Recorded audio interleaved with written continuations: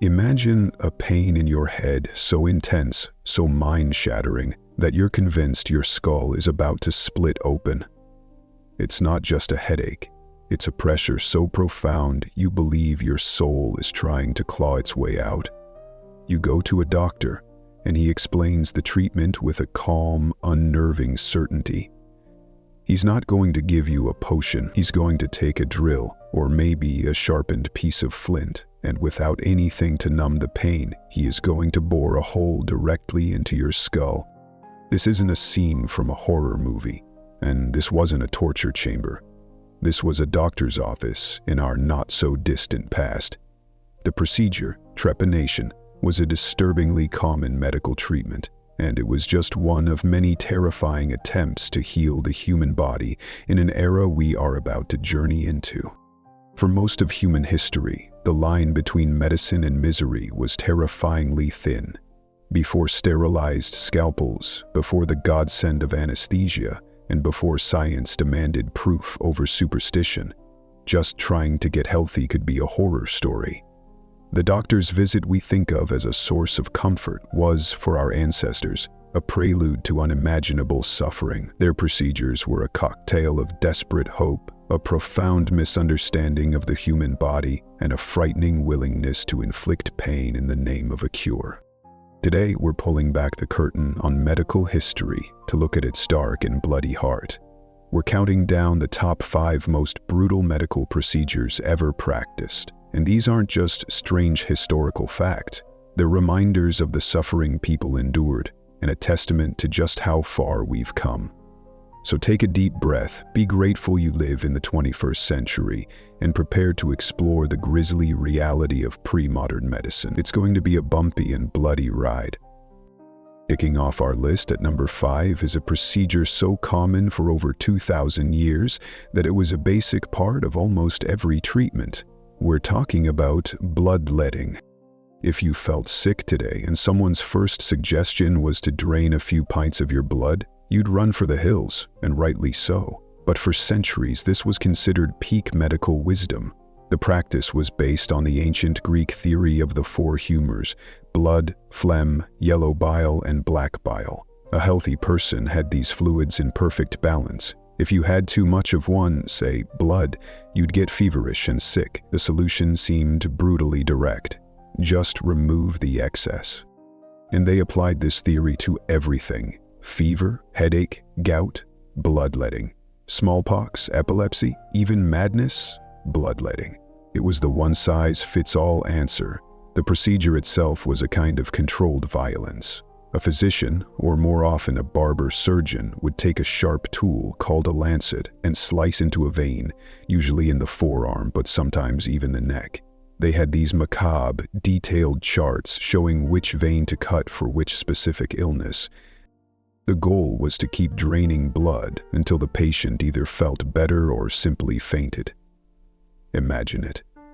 You're already weak from sickness, and a practitioner with unwashed hands and an unsterilized blade makes a deep cut.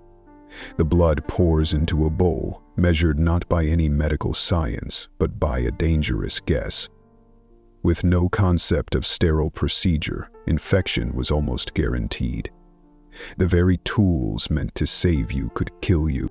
The dangers were obvious but largely ignored. Patients died from losing too much blood. The sudden drop in blood pressure could trigger shock or a heart attack. For someone already fighting off an illness, this cure was often the final blow. In 1799, George Washington was suffering from a throat infection and, according to historical accounts, actually requested the procedure. His doctors drained an estimated 40% of his blood, and he died shortly after, his death almost certainly hastened by the treatment.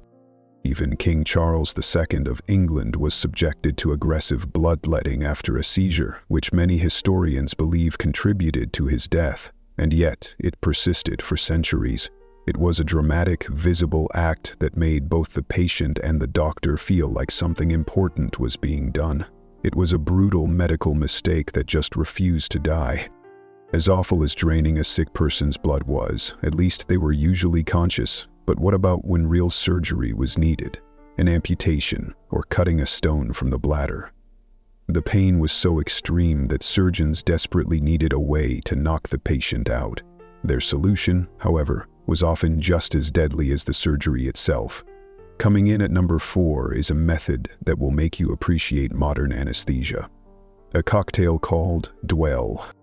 Before ether and chloroform arrived in the 19th century, surgery was pure, unadulterated terror. The surgeon's speed was the patient's only mercy. Amputations were done in minutes, not just because of skill, but because a person can only take so much agony before their body gives out. To get around this, medieval practitioners developed potions to induce unconsciousness, a kind of temporary death. The most infamous of these was a terrifying cocktail known as dwale.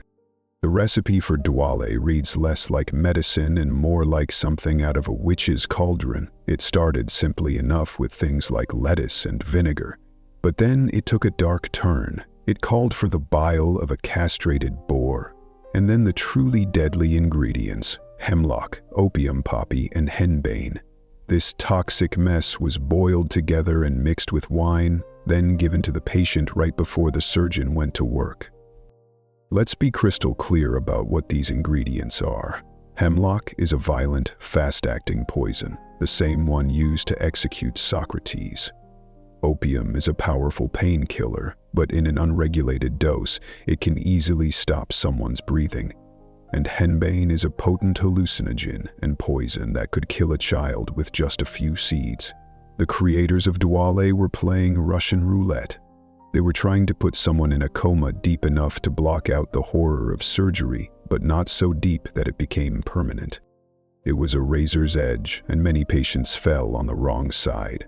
Because there were no standardized measurements, the strength of each batch was a total mystery. One dose might just make a patient drowsy, forcing them to suffer through the surgery in a waking nightmare. The next dose, made the same way, could be lethal, plunging the patient into a coma they'd never wake from. Many historians think a huge number of patients who were given dwale died from the anesthetic itself, not the operation. This was a chemically induced oblivion, a flirtation with death served up by people who had no real idea how these powerful neurotoxins worked. They knew these plants could knock you out, but they didn't understand the dosage or the danger. In their attempt to relieve suffering, they created a new kind of brutality, a mercy that could kill you. If poisoning patients to help them sounds bad, our next procedure dives into a realm that defies all modern logic and challenges our most basic taboos. This wasn't about misplaced theories or accidental overdoses. This was a deliberate, widespread practice. At number 3, we have a treatment that will turn your stomach: medicinal cannibalism.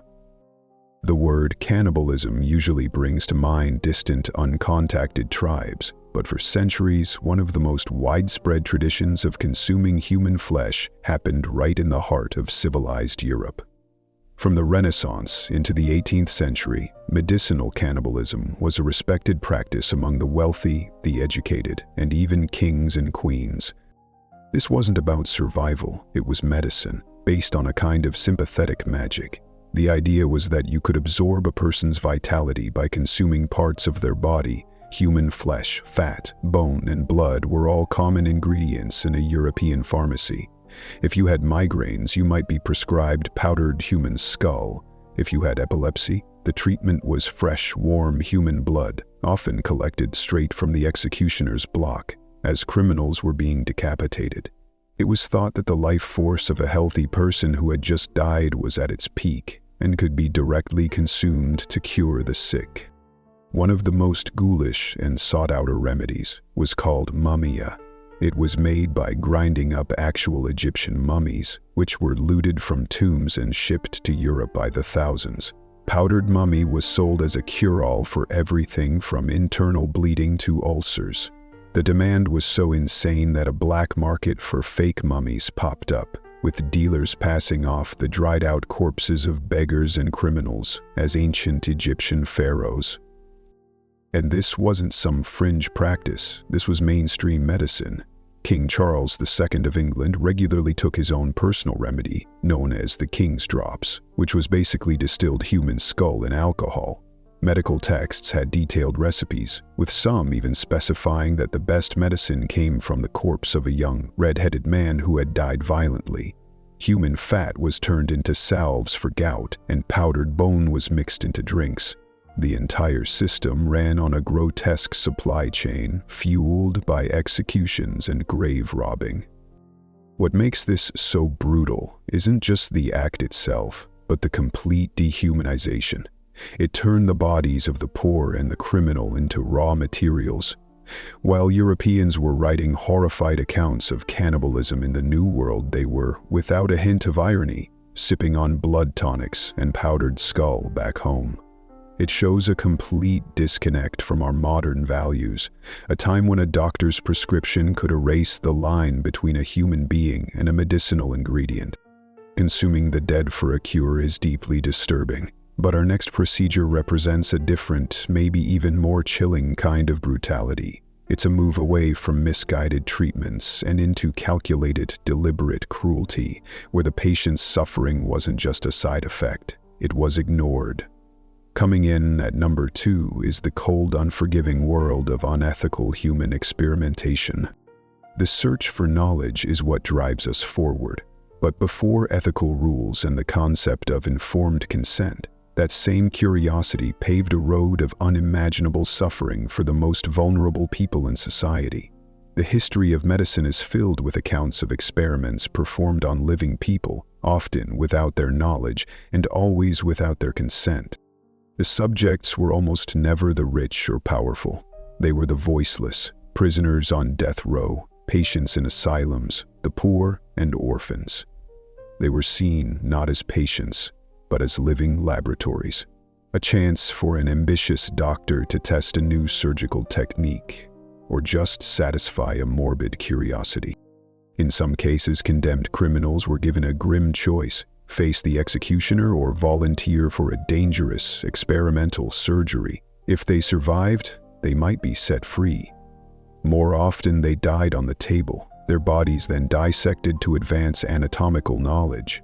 These experiments were sometimes even done in public, a gruesome show that blurred the line between science and entertainment. The mentally ill were especially targeted. They were subjected to experimental brain surgeries, fed toxic potions, or had fevers and seizures induced, all in a twisted attempt to cure them. The suffering was immense, and the knowledge gained was often useless, obtained by methods that completely disregarded the person. This dark tradition didn't stop in the Middle Ages. The infamous Tuskegee syphilis study, which started in 1932, is a horrifying example. For 40 years, doctors deliberately withheld penicillin, a known cure, from hundreds of African American men just to watch the disease destroy their bodies. And in the 1940s, American researchers intentionally infected prisoners and mental patients in Guatemala with syphilis and other diseases. These weren't rogue doctors, these were often government-funded studies. The brutality here lies in how cold and calculated it was. Unlike a bad treatment based on a flawed theory, this was a conscious decision to harm one person for the potential benefit of others. It violates the most basic rule of medicine. First, do no harm. It reduces a human being to a variable in an experiment, their life deemed less important than the data. It's a chilling reminder that without ethics, the drive for knowledge can become an excuse for cruelty. We've been through bloodletting, deadly poisons, cannibal cures, and the cold reality of human experimentation. But now, we're at number 1. This procedure is the perfect storm of everything we've talked about. It combines bad science, unimaginable pain, and a direct violent attack on the very thing that makes us who we are: the brain. We're back where we started. History's most brutal medical procedure is trepanning. Imagine being held perfectly still, your head clamped down, fully awake. You hear the grating sound of a sharpened stone or the slow, rhythmic turning of a crude metal drill as it grinds its way through your skull. This is trepanning, the act of drilling, cutting, or scraping a hole in the cranium to expose the membrane surrounding the brain. It's one of the oldest surgeries known to man, with skulls showing evidence of it from thousands of years ago on nearly every continent. The reasons for doing this were varied. Sometimes it was a surprisingly logical, if crude, attempt to treat a head injury. For a warrior with a fractured skull, trepanning could relieve pressure from swelling and let a surgeon pick out shattered bits of bone. But it was also used for all sorts of other things rooted in superstition. It was a common treatment for seizures, chronic headaches, and mental illness. The belief was that these problems were caused by evil spirits trapped inside the head. Drilling a hole was creating an escape hatch for the demon. The procedure itself was an act of supreme brutality, done without any real anesthetic. The patient would be held down, maybe given some wine or opium, but they would have been conscious for the entire ordeal. Practitioners would cut a square of bone out or use a circular saw-like tool called a trephine to carve out a perfect disc. The most grueling method was to just slowly scrape away at the skull with a piece of flint until the brain was exposed. The bone discs that were removed were sometimes worn by the patient as an amulet to ward off the very spirits they'd just released. The pain is almost impossible to comprehend, and yet, the most astonishing thing about trepanning is that people often survived it. Ancient skulls show clear signs of healing around the edges of the hole, meaning the patient lived for months or even years after the surgery. In some burial sites, as many as 1 in every 10 skulls shows evidence of trepanning. Some people endured this nightmare more than once. There are accounts of Prince Philip of Orange in the 16th century, who reportedly underwent the operation a staggering number of times, with some claiming it was as many as 17. You can only imagine the desperation it would take to willingly let someone drill into your head again and again. But even with the surprising survival rates, the risks were astronomical. One slip of the hand could puncture the brain. With no sterilization, a fatal infection like meningitis was always knocking at the door. Trepanning is the ultimate symbol of medical brutality. It is a direct physical invasion of the self, done under the most terrifying conditions imaginable. It's where faith, fear, and primitive surgery all collide. For its sheer visceral horror, the agony it caused, and its terrifyingly long history, trepanning stands alone as the most brutal medical procedure in history. From draining blood to consuming human remains, and finally drilling into a living person's skull, the history of medicine is a deeply unsettling place. These procedures, as horrifying as they are to us, were born from a desperate need to heal in a world that didn't have answers. They were the product of their time, ruled by superstition and a total lack of the tools we now take for granted. Looking back at this isn't just about morbid curiosity. It's a humbling reminder of what we owe to scientific progress. Every sterile needle, every dose of anesthetic, every evidence-based diagnosis is a shield against the horrors our ancestors had to face. The journey of medicine has been long and painful, paved with the suffering of those who came before us. Their stories are a testament to human resilience and a stark warning about the danger of being certain when you don't have the evidence. What do you think was the most shocking procedure on this list? Is there a historical medical horror story that you think we missed? Let us know down in the comments. We really do read all of them. And if you found this dive into the dark side of history fascinating, make sure to hit that like button and subscribe for more journeys into the strange and unsettling corners of our past. Thanks for watching.